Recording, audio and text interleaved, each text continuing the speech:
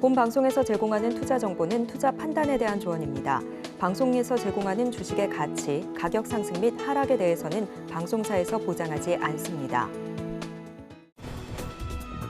실시간 정보 브리핑입니다. 삼성증권이 오는 6월 코스피 200 정기 변경에서 LNF와 두산 로보틱스의 신규 편입을 전망했습니다. 코스피 200 정기 변경에서 적게는 5종목, 많게는 7종목의 신규 편입 종목이 발생할 수 있다며 이 두 종목 외에도 동원산업과 이수 스페셜티 케미컬, 세아 제강지주 등의 편입 가능한 종목으로 꼽았습니다. 다음 소식입니다. 롯데건설이 지난해 분양한 구의역 롯데 이스트폴이 포함된 자양 1 재정비 촉진구역 도시 정비형 재개발 사업에서 1,000억 원대에 달하는 증액 공사비를 받지 못하는 것으로 확인됐습니다.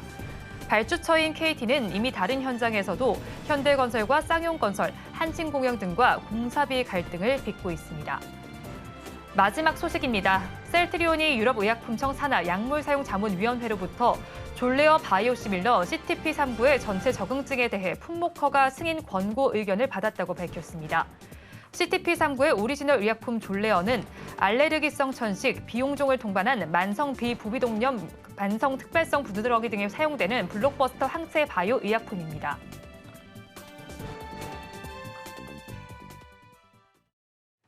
시청자 여러분 안녕하세요. 오늘을 돌아보고 내일을 준비하는 오늘장 내일장 2부 진행의 백선혜입니다. 장 마감까지 확실한 승부 전략과 내일장 주목할 섹터까지 제시해드리고 있습니다. 오늘도 저희 방송과 함께 하시면서 성공적인 투자 전략 가득 담아 가시기 바랍니다. 저희 방송은 유튜브를 통해서도 보실 수 있습니다. 유튜브 검색창에 서울경제TV라고 검색하시면 저희 방송과 함께 하실 수 있고요. 본 방송이 시작되기 전에 오후 1시부터는 유튜브 라이브 브런치로 먼저 찾아뵙고 있습니다. 이 점도 많은 관심 부탁드리겠습니다. 그러면 오늘장 내일장 2부 본격적으로 출발합니다.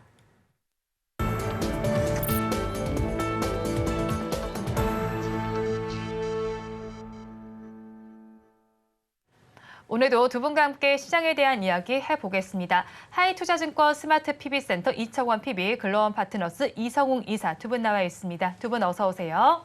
안녕하세요. 오늘 시장 혼조 양상을 펼치고 있습니다. 자, 그렇다면 오후 시장 들어서 PB님께서는 어떤 점이 달라졌다고 보시나요?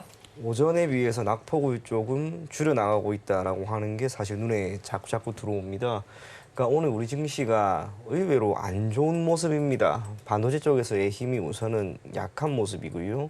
SK하이닉스도 초반 흐름 자체가 좋았지만 결국에는 소폭 하락전환되는 그런 모습이 나왔습니다. 수급 쪽으로 본다 하더라도 선물과 현물 모두 외국인들이 매도세를 보이고 있습니다. 이것만 본다면 당연히 오늘 우리 시장은 전반적으로 좋지 않은 모습이다라고 생각을 할 수 있겠으나 최근 며칠 동안의 흐름을 함께 본다면 또 이야기는 달라집니다. 코스피가 3월 20일 종가 이후 그 다음 날 시가를 1% 넘게 띄우면서 2,700포인트 위에 완전히 안착했습니다.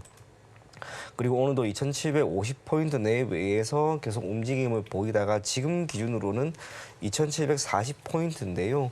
한 번에 주가가 적지 않게 올랐습니다. 그러한 가운데 주가가 크게 밀리는 양상이 아니라 옆으로 횡보하는 모습이 나오면서 조정이 나오고 있습니다. 이것을 나쁘게 볼 이유는 저는 전혀 없다라고 보여집니다. 주식시장이라고 하는 것은 결국에는 어느 정도 올라가다가 당연히 조정이 나오게 마련인데 지금 그러한 조정이 크지도 않습니다. 삼성전자와 SK하이닉스가 살짝 쉽니다.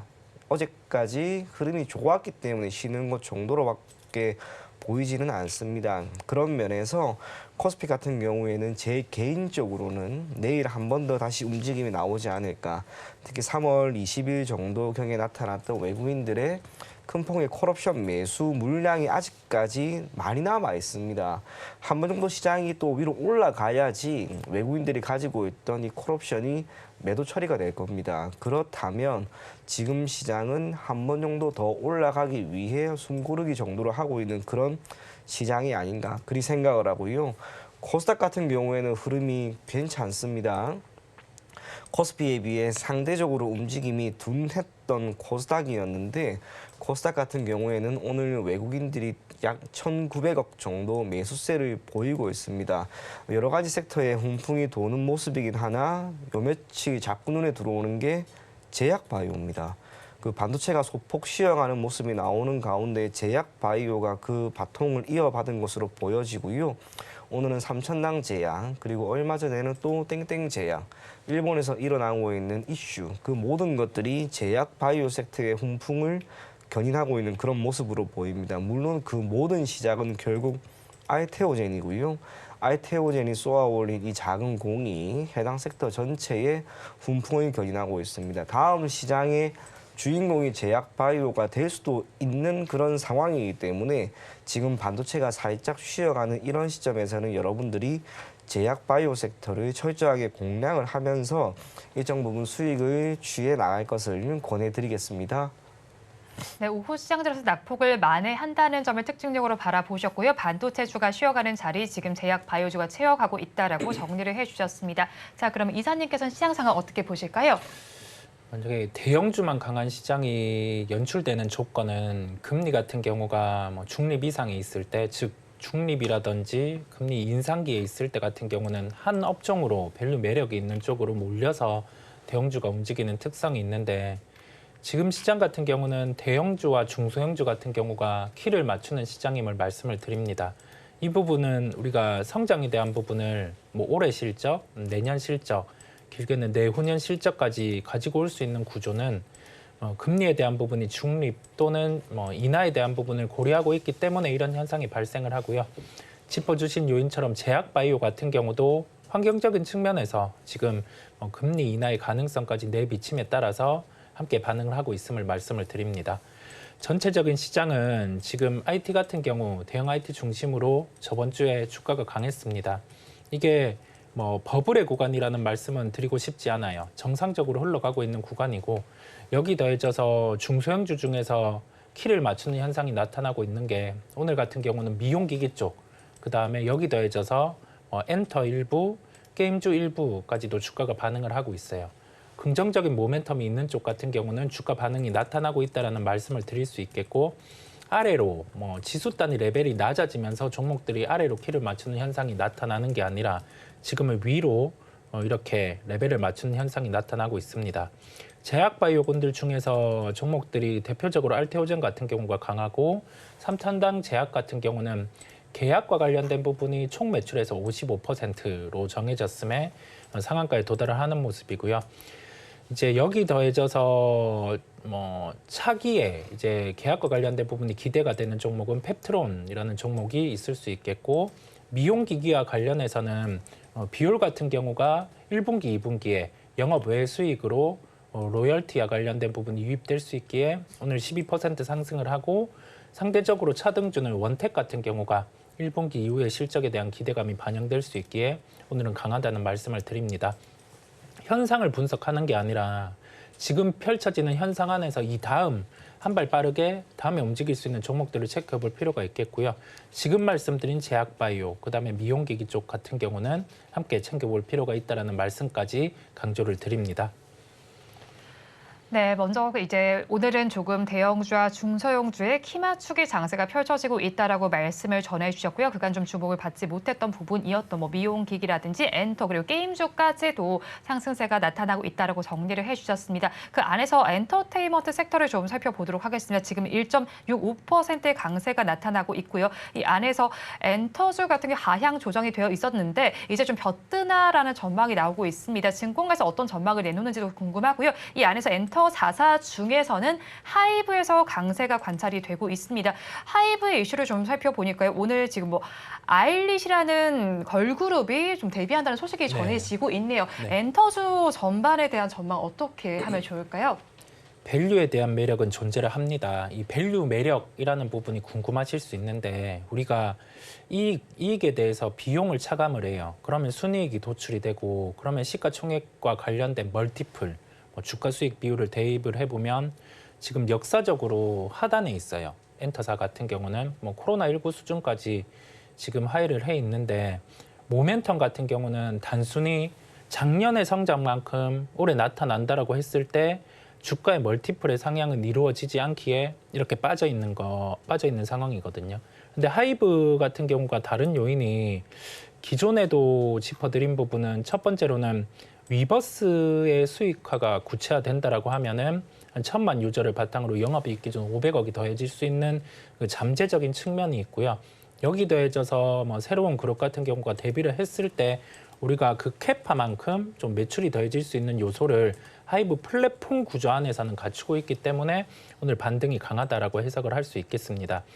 해석을 놓고 다음 스텝을 봐야 되겠죠. 그러면 여기에서 엔터주 같은 경우가 위로 키를 맞추는 현상이 뭐 JYP 엔터, YG 이렇게 동반으로 발생하기 위해서는 새로운 그룹 같은 경우가 기존에 출시된 그 상위 그룹만큼의 앨범 판매가 기본적으로 나타나야 됩니다. 이 부분은 새로운 그룹이 데뷔해서 초동 물량을 수치로 대입을 할 거고요. 그렇다 보니 지금부터는 매출 볼륨이 커질 수 있는 요소는 새로운 그룹의 데뷔겠고 여기에서 모멘텀이 부각될 수 있는 요소들은 새로운 수익 구조인데 하이브 같은 경우는 주가가 한 30만 원대 이상 가기 위해서는 위버스의 수익 구조가 구체화되는 그 모멘텀이 현실화됐을 때는 반응할 수 있음을 말씀을 드립니다.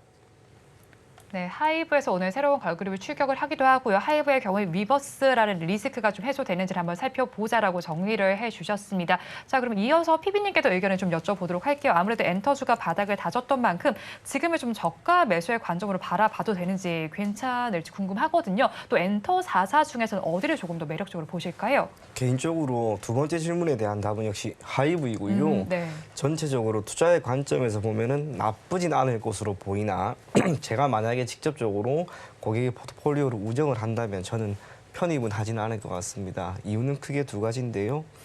여러 번 이야기를 했습니다. 코로나19는 참 많은 걸 바꿔주었습니다. 엔터테인먼트 같은 경우에는 전반적으로 기존 매출이 매우 낮았던 음반 매출이 큰 폭으로 증가할 수 있는 여건을 마련시켰습니다. 반면 공연, 콘서트가 크게 줄어들었습니다. 이러한 가운데 기업의 실적이 크게 좋아졌습니다. 거기에 대한 부분이 지난해 초반까지 엔터테인먼트 전반적인 주가 상승을 견인했습니다. 하지만 그 이후로 음원과 음반 매출이 조금씩 줄어들었고요. 이를 공연 매출이 소폭 상쇄하고는 있습니다. 하지만 밖으로 나가는 사람들이 많아지면서 나타나는 현상 중에 하나가 유튜브 등을 기반으로 하고 있는 광고 수익이 조금씩 줄어들고 있다는 것. 그게 실적의 측면에서 조금의 아쉬움으로 작용하지 않았나 그리 생각을 하고요. 저는 개인적으로 주가가 크게 오른 건 광풍이 말 그대로 이어진 종목은 조정이 꽤나 길게 나올 것이다라고 생각을 합니다. 물론 엔터테인먼트 전반적으로 주가의 조정이 길게 나왔습니다. 그래서 지금을 바닥권이다라고 생각을 할 수는 있겠지만 너무나 불안함이 지금도 남아 있습니다. 그렇기 때문에 일정 부분 거래량이 실리고 선형관계가 완전히 마무리되는 국면에서 여러분들이 한번 눈여겨보셨으면 좋겠고요. 지금은 잘 가는 섹터가 있습니다. 투자에 따른 대안이 지금 있는 시장이니까 현 시점에서 저점이다라는 생각으로 엔터테인먼트주를 바라보기보다는 잘 가는 섹터에 편승할 것을 권해드리겠습니다. 네, 일단 엔터 4사 중에서는 하이브를 가장 매력적으로 본다라고 말씀을 전해주셨고 그 뒤에 업황 전반에 대한 이야기를 전해주셨습니다. 자, 그리고 이어서 저희 지수에 대한 이야기를 해보도록 하겠습니다. 코스피 지수가 지금 힘을 내지 못하고 있는 가운데 한국투자증권에서는 코스피가 올해 3천까지 갈 수 있다는 전망을 내놨습니다. 반도체 업황 개선에 힘입어서 이렇게 올라갈 수 있다는 전망이 나왔는데 우리나라 지수에만 전망이 나온 게 아니죠. 골드만삭스에서는 S&P 500 지수에 대해서 6천까지 돌파할 수 있다는 전망이 나왔습니다. 그러면 코스피 3천과 S&P 500 지수의 6천 돌파 중에서 어떤 것의 속도가 조금 더 빠르게 나타날 수 있다고 보세요, 피비님? 제가 조금 전에 질문 받고 급하게 빨리 계산을 좀 해봤거든요. 네. 둘 중에 답을 선택하자면 S&P 500입니다. 왜 그런 답을 드리냐면 우선 코스피 같은 경우에는 올해 현재 종가 기준으로 약 3% 정도가 올랐습니다. 네. S&P 500 같은 경우에는 대략 10% 정도가 올랐습니다. S&P 500이 코스피에 비해서 3배가 올랐다라고 하는 것을 우리가 잠깐 기억을 하도록 하고요. 코스피가 3,000포인트까지 가기 위해서는 지금 기준으로 250포인트 정도가 올라야 됩니다. 2,750포인트 정도인 걸 감안하면 대략 한 9% 정도가 올라야 됩니다. 반면 S&P 500 같은 경우에는 750포인트 정도가 남아 있습니다. 그러면 올해 올라간 그 비율을 그대로 대입을 해보게 되면 S&P 500이 6,000포인트까지 가는 시간보다 코스피가 3,000포인트까지 가는 시간이 2배가 더 걸립니다. 그게 의미하는 건 우리가 베타 계수라고 표현을 할 수가 있는데요. 지금 베타 계수가 S&P 500이 월등히 더 높다라고 하는 것을 의미하고요. 주가가 보이는 선형관계라고 하는 측면에서도 S&P 500이 더 매력이 있습니다. 전반적으로 우리가 참 많이 느낍니다. 미국 증시는 참 좋은데 왜 우리 증시는 이렇게 못 가는 걸까? 그게 단순하게 보이는 이러한 데이터를 토대로 우리가 한번 생각해 볼 필요가 있을 것 같고요. 두 시장 중에 어디가 더 주가 수익률이라고 하는 측면에서 우위에 있는지는 사실 답이 있습니다. 미국이 월등히 더 좋습니다. 그렇다면 가급적 투자를 할 때 우리나라 당연히 좋긴 하지만 일정 부분 미국 시장에도 우리가 관심을 가질 필요가 있지 않을까 그리 보여지고 S&P 500이나 뭐 나스닥이나 필라델피아 반도체나 가파르게 올랐기 때문에 한번 조정이 나올 수 있다 하더라도 상대적으로 지금은 더 나은 시장입니다. 그런 면에서 둘 중에 답은 S&P 500 그리고 S&P 500이 6,000포인트의 코스피의 3,000보다 먼저 도달할 것이다 라고 저는 개인적으로 적지 않게 생각이 조금 들긴 드는 것 같습니다. 네, 조정 가능성이 있기는 하겠지만 일단 S&P 500 지수가 6,000을 돌파하는 것이 더 빠를 것이다라고 정리를 해주셨습니다. 이사님 의견은 어떠신지 궁금한데요. 코스피가 3,000을 가기 위해서 지금 우리가 거래소의 시가총액 비중들을 볼 필요가 있어요. 네. 우리는 시가총액 가중 방식으로 움직이다 보니 삼성전자가 지금 19.6% 정도 비중을 차지하고 있고 SK하이닉스가 5%예요. 3,000에 가기 위해서는 지수가 10% 올라야 됩니다. 그러면 각 기업별로 환산된 가격대를 도출을 해보면 삼성전자는 9만 원을 넘어가야 되고요. SK하이닉스 같은 경우는 21만 원, 그다음에 현대차 같은 경우는 30만 원, 기아차 같은 경우는 20만 원대를 넘어가야 됩니다. 그리고 여기에 이 기업들의 상승만으로 3,000을 갈 수 있는 게 아니라 최근에 상승이 나왔던 은행, 지주 이쪽 기업들 같은 경우도 최소한 전고가를 돌파를 해줘야 됩니다. 그래야지 3,000이랑 수치가 가능한데요. 또는 삼성전자 같은 경우가 10만 원대 이상이죠. 12만 원 정도 가격을 도달을 했을 때 3,000이라는 지수가 가능해요. 그러면 3,000이라는 지수가 가기 위해서는 삼성전자가 1분기에 올라갈 수 있는 지금 실적 기대치 같은 경우를 한 2배 정도 2분기, 3분기 같은 경우에 그대로 복제해서 올라가면은 네. 9만 원대 삼성전자 가격대는 가능하고요. 나머지 기업들 같은 경우는 이익 대비해서 시총보다 지금 추진되는 저 PBR 관련된 정책이 네. 구체적인 드라이브가 걸려서 외국인 같은 경우가 유입이 돼줘서 신고가가 나와줘야 돼요. 그러면 이 부분에 대해서는 가능성이 없지는 않기 때문에 3,000이라는 당위성이 생겨나는데 당장은 쉽지 않다라는 점이거든요. 그래서 변수 같은 경우는 우리나라의 정책 같은 경우가 좀 뒷받침돼야 된다라는 말씀까지 함께 드리고 S&P 500 같은 경우도 지금 각 기업별로 놓고 봤을 때는 어닝에 대한 수치들 같은 경우가 우리나라보다는 더 강합니다. 그래서 S&P 500의 도달 같은 경우가 먼저 선행된다는 무게를 두는데 그 정도의 수치가 레벨업 되면 우리나라 지수 같은 경우도 한 2,850은 기본으로 갈 수 있는 상황이에요. 근데 이거는 하나의 가능성으로 보는 거고요. 네. 시장은 대형에 대한 영역으로 열어놓는 게 나을 것 같아요. 실제 지금은 반도체주 같은 경우는 이익에 대한 추정치를 상향하면서 그 정도 레벨을 맞춰서 또 올라가는 네. 그런 특성들이 있거든요. 그래서 3,000이라는 수치에 너무 목을 매기보다는 실제 기업들이 이익이 어느 정도 이제 상향되는지를 살펴보면 될 것 같고 IT 같은 경우는 실적의 추정치가 꺾일 요인들은 없습니다. 네. 네, 그렇다 보니 뭐 여기에서 좀 일부 상승을 했다고 빠른 매도를 하기보다는 적어도 진짜 보수적으로 올해 상반기 같은 경우는 살펴볼 필요가 있다는 말씀까지 드립니다. 네, 코스피가 3,000이 되기까지는 정책적인 뒷받침도 필요할 것 같고요. 반도체 주들의 실적 가이던스를 한번 확인해 보셔야 될 것 같습니다. 그리고 S&P 500의 경우에는 실적이 조금 더 기반되는 지수인 만큼 한번 살펴보시고 판단을 해보시기 바랍니다. 자, 그러면 이어서 종가 베팅할 섹터 알아보겠습니다. 이사님께서는 오늘 어떤 섹터 가지고 오셨을까요? 저는 이전 상장과 관련된 이벤트 업종을 말씀드리려고 해요. 이 부분은 왜냐하면 이제 주총 시즌이 도래를 했기에 각 기업별로 주총이 열리고 이전 상장과 관련된 안건을 올린 기업도 있기 때문에 짚고 간다라는 말씀을 드립니다. 최근에 코스닥에서 코스피로 이전 상장을 하는 기업들이 꽤 있습니다.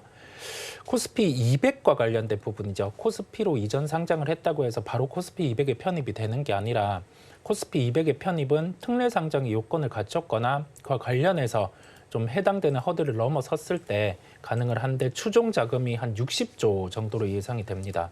그런데 이 과거 행태들을 봤을 때는 코스피 상장 이후에는 지수 수익률을 하회하는 측면이 있었는데 코스피 200이 편입되고 나서는 다시금 수급이 유입되는 특성들이 있었습니다. 그러면 이전 상장 이후에 코스피 200의 특례 편입이 여부가 있는지를 체크해 볼 필요가 있겠고 가깝게 그런 종목의 요인들을 갖춘 쪽을 지금은 추려볼 필요가 있다는 말씀까지 드립니다.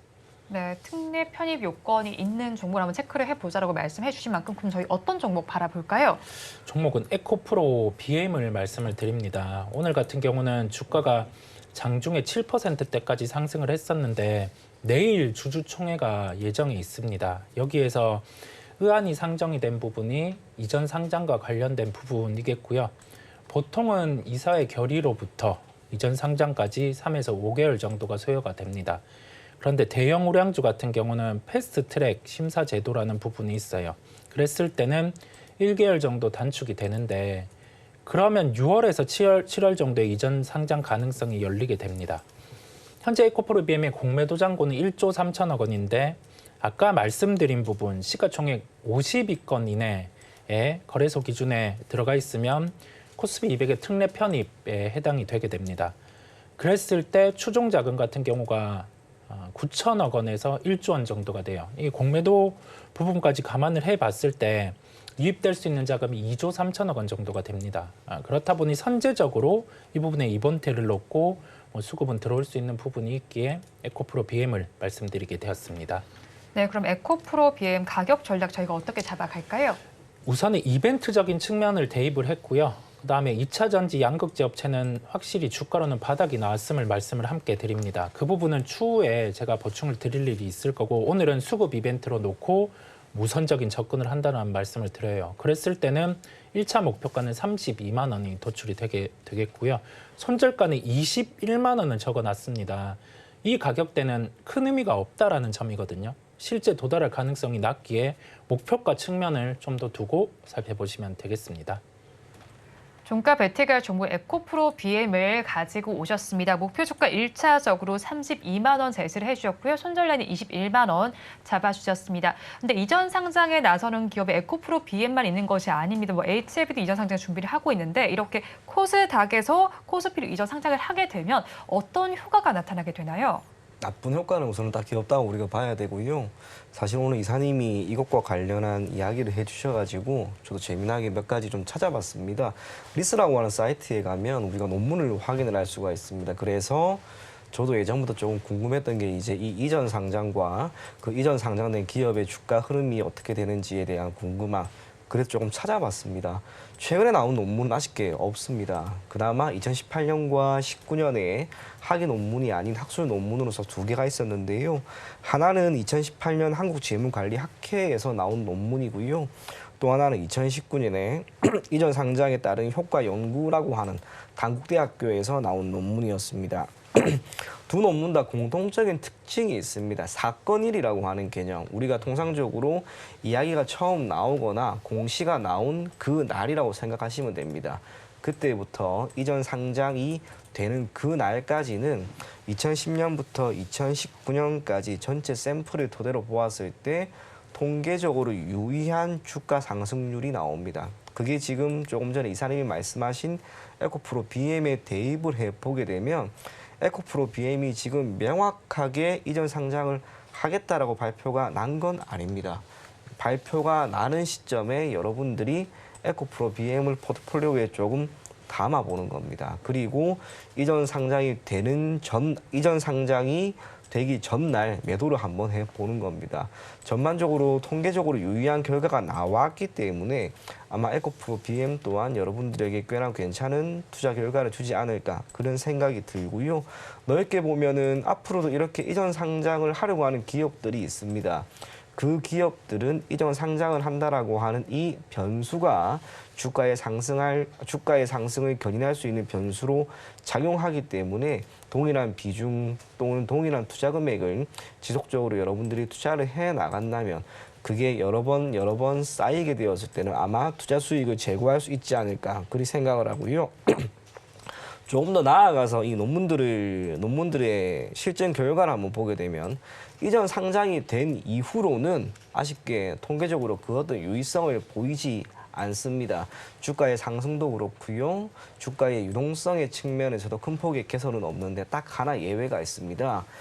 지금 우리가 이야기가 오고 가는 것은 코스닥에서 코스피입니다. 그런데 코넥스에서 코스닥으로 상장이 되는 기업들 같은 경우에는 거래 대금이 큰 폭으로 증가를 하는 것은 물론이고 주가 상승률이라고 하는 측면에서도 매우 유의한 통계적인 결과를 보입니다.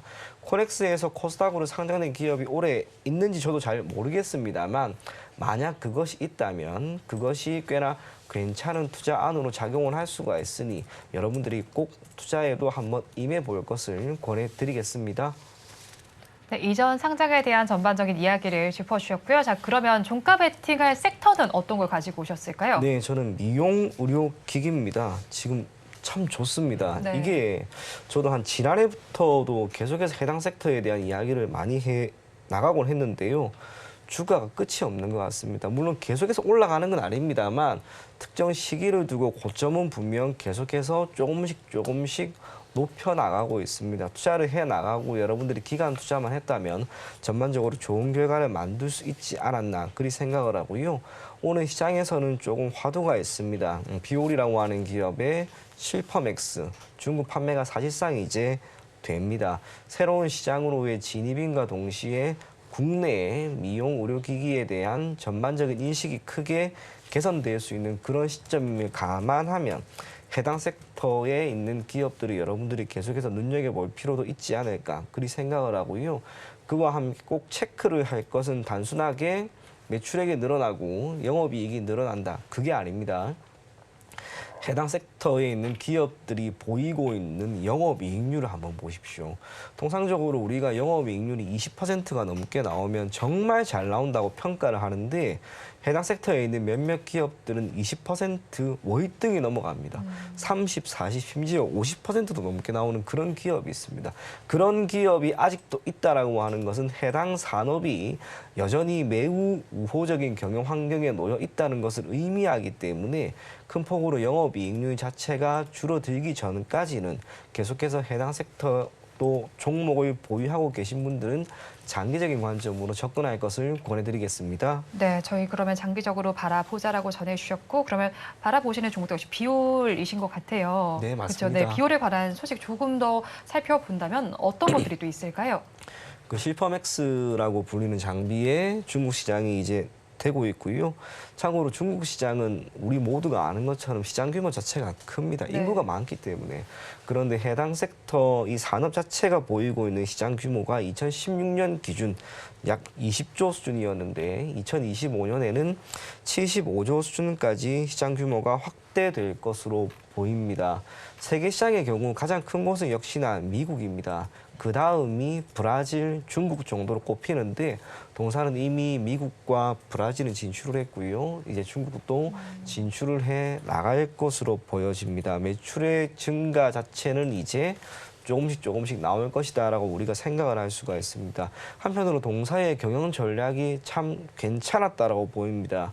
기존에는 국내라고 하는 이 내수를 기반으로 해서 성장을 하다가 급격하게 해외 쪽으로 눈을 돌리게 되었고 덕분에 불과 2년 만에 해외 수출 비중이 매출액에서 차지하는 비중이 2.5배나 늘어났습니다.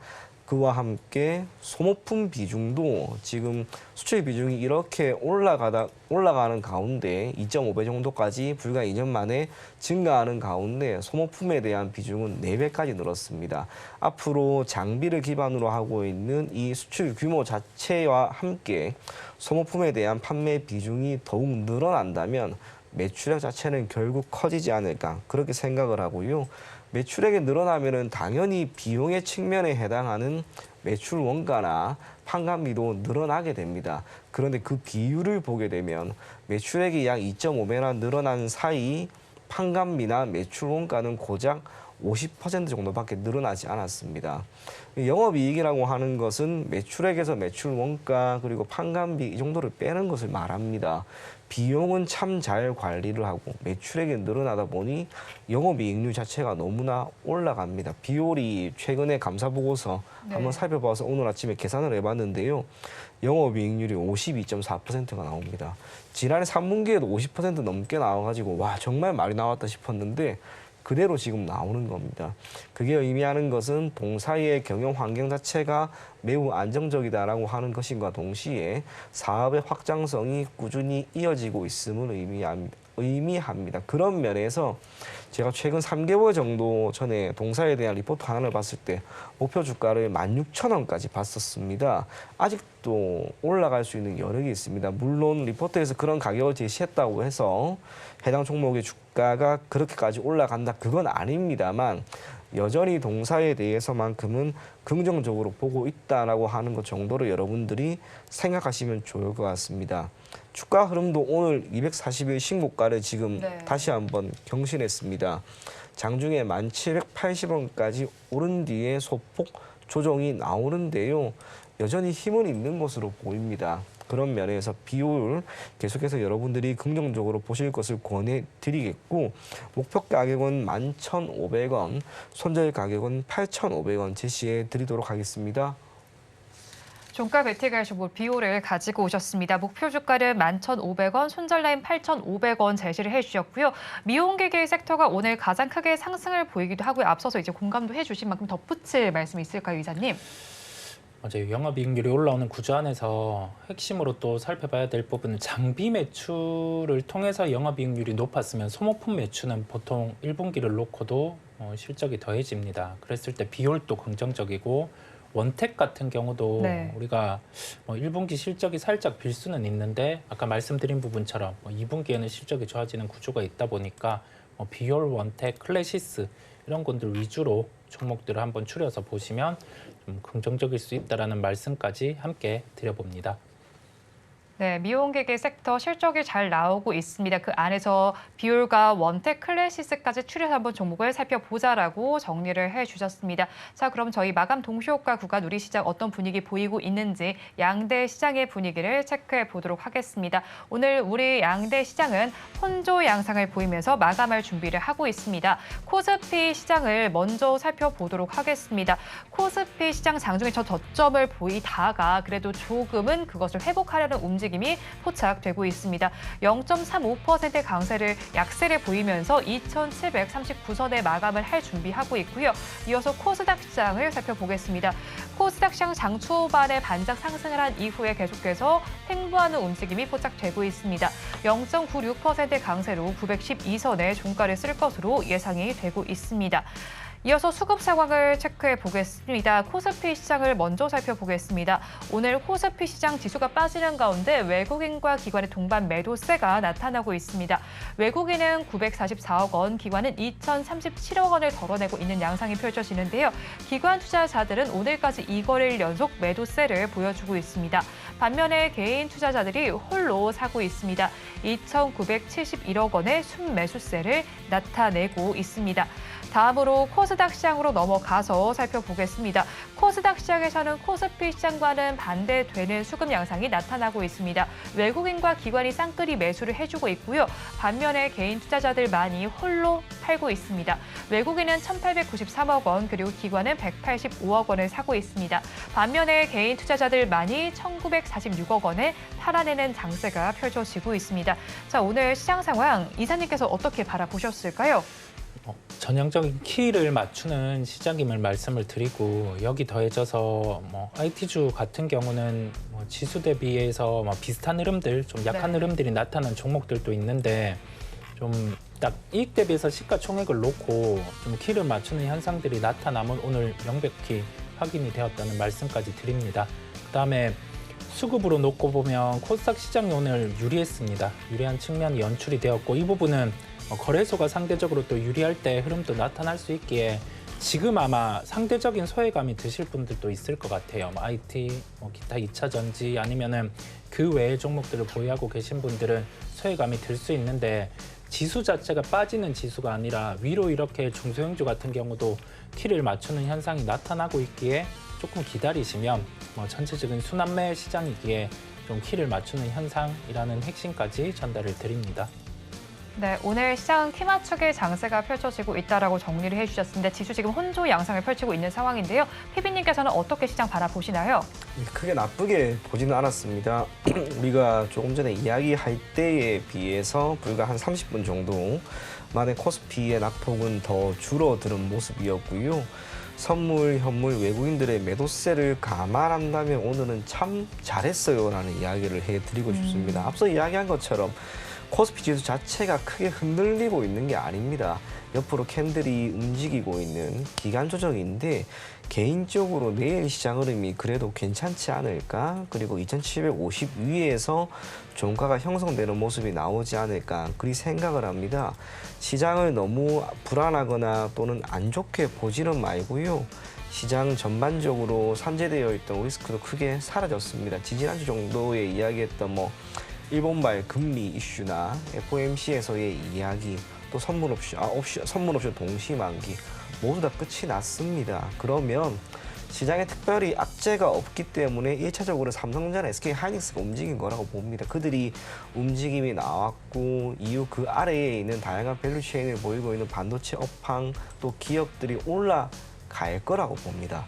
그런 면에서 시장은 여러분들이 계속해서 긍정적으로 보면서 대응할 것을 권해드리겠습니다. 네, 시장에 대해서는 긍정적으로 바라보자라고 정리를 해주셨습니다. 그리고 수급적인 특징 주도 좀 알아보고 싶습니다. 오늘 지금 창구를 살펴보니까요. 외국계 창구에서 순매수 1위가 삼성전자인데 기관계 창구에서는 순매도 1위가 또 삼성전자입니다. 이런 현상 저희 어떻게 해석을 해보면 좋을까요? 일반적으로 발생할 수 있는 현상이기도 합니다. 기관 같은 경우는 아마 차익 거래 같은 경우에 용도도 있을 것 같아요.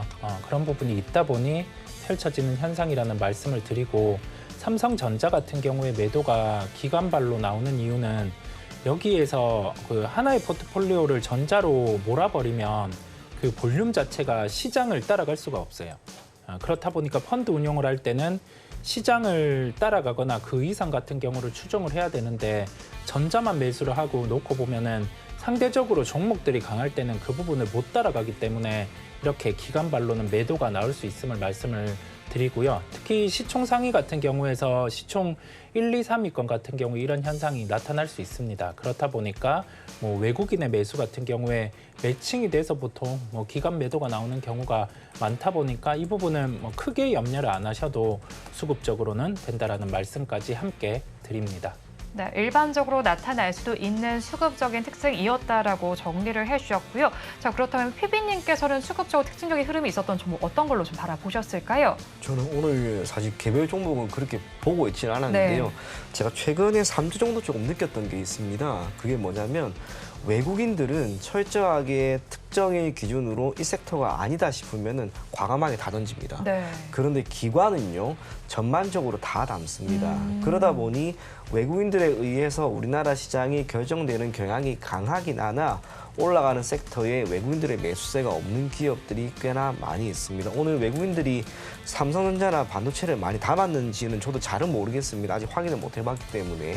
그런데 제 느낌상 오늘 흐름 자체를 보았을 때 반도체는 조금은 외면한 것 같습니다. 반면 기관 같은 경우에는 반도체를 기반으로 제약, 바이오부터 시작을 해서 2차 전지까지 다양하게 담았을 거라고 봅니다. 투자 성과를 본다면 사실상 특정 섹터에 조금 더 치중하고 있고 해당 섹터가 강하게 움직임이 나오는 외국인들의 투자 성과가 더 좋을 것으로 보여지나 전반적으로 올해 시장이 나쁘지 않았기 때문에 기간 동안 투자 성과는 괜찮지 않을까 그리 생각을 합니다. 한 가지 우리가 기억할 것은 유독 특정 섹터가 안 좋은 날이 정말 있습니다. 제가 최근 3주 정도 매주 목요일마다 그거를 조금씩 확인을 하고 있는데요. 해당 섹터 일시적으로 외국인들이 선택하지 않는다고 해서 나쁜 섹터가 아닙니다. 네. 그저 그날 차익이 많이 나오는 정도로 생각을 하고 오히려 그렇게 철저하게 특정일 기준 외면한 섹터를 여러분들이 그 다음 날 정도에는 오히려 매수의 관점으로 접근을 한다면 더 괜찮지 않을까 그리 생각이 됩니다. 네, 외국인과 기관의 최근의 수급 패턴에 대해서 좀 분석을 해주셨습니다. 외국인 투자자들은 뭐 특정 섹터에 몰렸다가 빠지고를 반복하고 있지만 기관 투자자들은 전반적으로 담가라 또 팔아낸다는 점을 한번 착각을 해서 어떻게 내가 투자 전략을 세워야 될지를 한번 참고를 해보시면 좋겠고요. 오늘 양대 시장은 엇갈리면서 마감을 할 것으로 예상이 되고 있습니다. 두 지수 모두가 상승으로 출발은 했는데 코스피 지수가 하락으로 전환이 되면서 아직까지 하락세를 면치를 못하고 있습니다. 하지만 장중에 저가는 꽤 많이 올려내온 상황이 좀 펼쳐지고 있고요. 코스닥 지수가 좀 오늘 강하게 움직여주는 양상이 펼쳐지고 있습니다. 지금 1% 넘게 상승을 하면서 마감을 할 것으로 예상이 되고 있습니다. 앞서서도 살펴보신 바와 같이 수급 상황은 반대되게 전개가 되고 있습니다. 코스피 시장에서는 외국인과 기관이 팔아내고 있다면 그리고 코스닥 시장에서는 반면에 외국인과 기관이 쌍끌이 매수세를 보여주고 있습니다. 상승하는 종목수와 하락하는 종목수의 패턴도 좀 살펴보도록 하겠습니다. 코스피 시장에서는 더 많은 종목이 하락세를 나타내고 있는 상황이고요. 코스닥 시장에서도 지수는 상승을 하고 있지만 하락하는 종목수가 조금 더 많이 집계가 되고 있는 양상이 펼쳐지고 있습니다. 오늘 환율의 경우에는 3원 90전 정도 오르고 있습니다. 마감 동시효과 구간 함께 하셨습니다.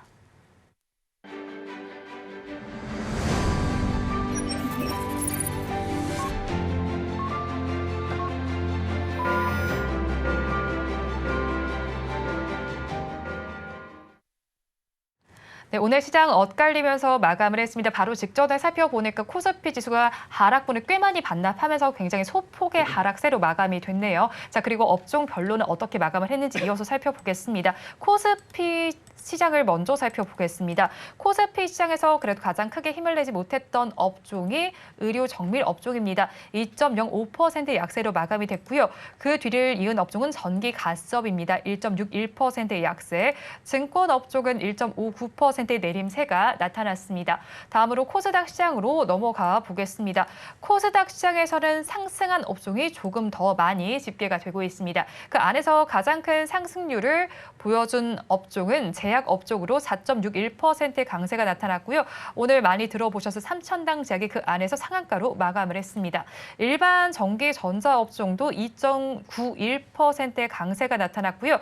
기타 서비스 업종이 그 뒤를 잇습니다. 2.1%의 상승률이 집계가 됐습니다. 오늘 시장 엇갈리면서 마감을 한 가운데 오늘 장에서는 좀 큰 반응은 없었던 것 같습니다. 로봇주에 대한 질문을 드려보고 싶은데요. 내일 엔젤 로보틱스의 상장이 예정이 되어 있습니다. 꽤 많은 관심을 받는 종목일 것 같은데 내일 장에서 이 종목만 좀 움직이게 될지 아니면 로봇주 전반에 훈풍으로 작용을 하게 될지 궁금한데 PB님께서는 어떻게 보시나요? 제 개인적인 생각인데요. 내일 주가가 그렇게 막 오를 것 같지는 않습니다. 제 기억에 올해 뭐 대여라고 불릴 수 있는 API 같은 기업이 있었죠. 네. 주가가 상장과 함께 크게 오를 거라고 봤는데 그러지를 못했습니다. 오히려 주가가 밀렸고요. 최근 6개월 정도로 확장해 보면은 지난해 12월경에 상장이 되었던 에코프로 머티 그리고 LS 머티리얼즈 이 종목을 제외하고 따상, 뭐 따따블상 이렇게 간 종목들은 거의 없는 것 같습니다. 그도 그럴 것이 공모 가격 자체를 전반적으로 계속 높이는 전략을 기업이 취하고 있습니다. 이 공모라고 하는 것은 결국에는 기업의 자금 유입인데요. 공모 가격이 높아지면 높아질수록 더욱 많은 자금을 유입시킬 수 있습니다. 주식이 거래되는 이 시장은 유통시장이죠. 이 발행시장이 아닙니다. 유통시장에서는 자연적으로 주가가 결정되긴 하나 주가가 오른다고 해서 기업의 자금 유입이 되는 것은 아닙니다. 반면 이런 발행시장에서는 직접적으로 자금 유입이 되기 때문에 일시적으로 기업이 상장과 함께 더 많은 부를 축적할 수 있는 건 공모입니다. 그리고 공모 가격을 높게 측정함으로써 상대적으로 고평가 논란이 나올 수 있었고 그러한 가운데 올해 상장된 많은 기업들이 유통시장에서의 첫 거래일인 상장하는 날 주가 흐름이 우리가 생각했던 것과는 조금 다르게 움직인 경향이 있었던 것 같습니다. 엔젤 로보틱스 같은 경우에도 공모가 상단보다 더 높인 2만 원에 상장을 합니다. 네. 내일 주가가 더 올라갈지 떨어질지는 이 세상 아무도 모릅니다. 하지만 한 가지 확실한 것은 1차적으로 상장이 됨에 따라 기대감은 줄었다는 것. 이 기대감이 줄었기 때문에 로봇 관련된 기업들의 주가가 상장이 있는 내일 전인 오늘까지 흐름이 좋았다면 아마 반납을 했을 겁니다. 하지만 두산 로보틱스나 레인보우 로보틱스의 주가가 오늘 미지근합니다. 큰 기대감이 지금 없다는 것으로 저는 보여지고요. 반면 내일 시장에서 상장이 되고 거래가 된과 동시에 주가가 크게 올라가면 전반적으로 로봇주들도 따라 움직일 겁니다. 그래서 로봇주들을 보유하고 있는 투자자의 경우에는 엔젤 로보틱스의 주가 흐름을 꼭 체크를 하시면서 대응할 것을 권해드리겠고요. 엔젤 로보틱스에 대한 투자 의견 그리고 리포트 나온 게 있습니다. 간단하게 살펴보게 되면 올해 같은 경우에는 매출액이 90억 원, 영업 손실이 51억 원 정도로 추정이 됩니다. 전반적으로 지금 로봇주들이 다 그렇습니다. 영업이익이 흑자가 나오는 기업은 거의 없습니다. 반면 매출액은 조금씩 늘어납니다.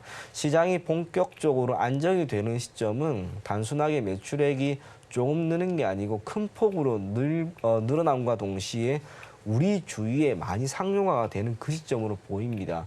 그리고 그때 맞추어서 영업이익이 흑자로 전환되는 기업의 경우에는 로봇 산업이 점진적으로 태동을 하고 이제 상용화가 될 그 모든 기대감이 있다는 점에서 장기적인 관점에서 한번 접근할 것을 권해드리겠습니다.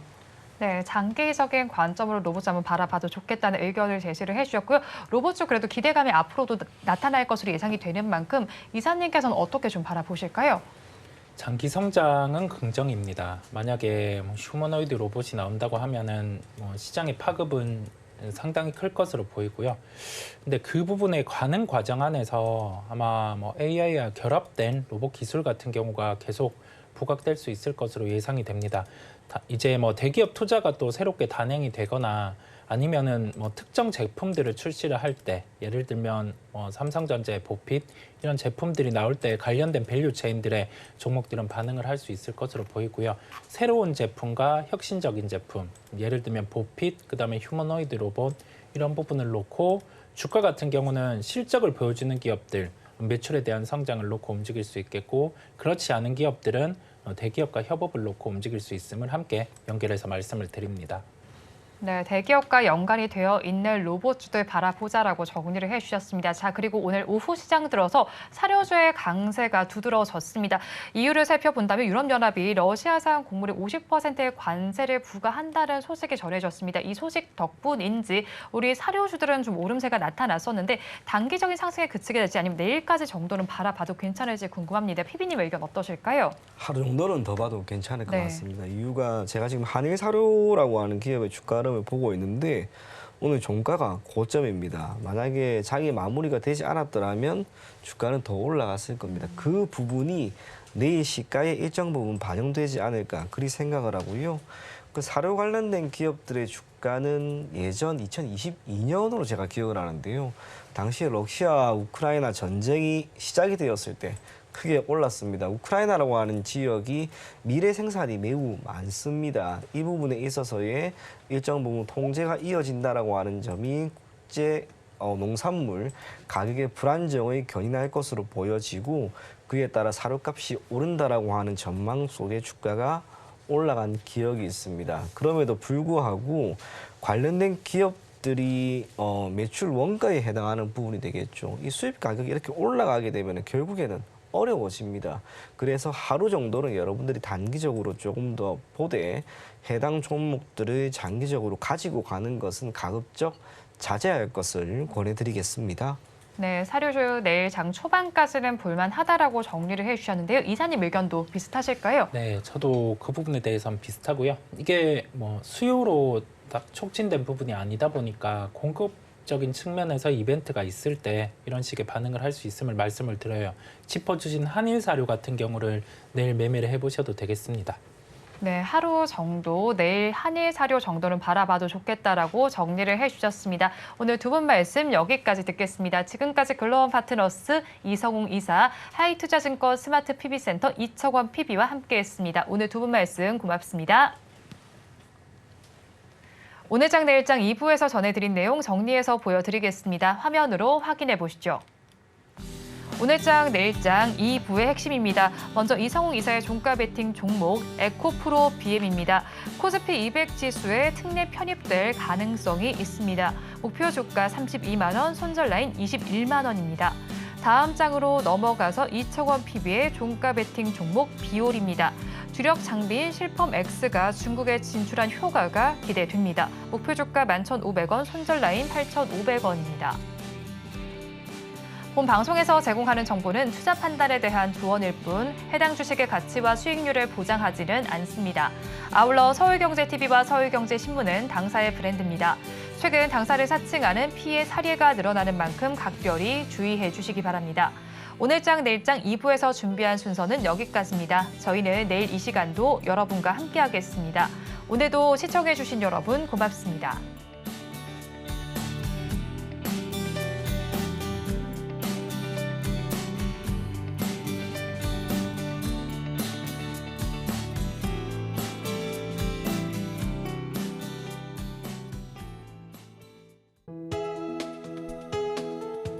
본 방송에서 제공하는 투자 정보는 투자 판단에 대한 조언입니다. 방송에서 제공하는 주식의 가치, 가격 상승 및 하락에 대해서는 방송사에서 보장하지 않습니다.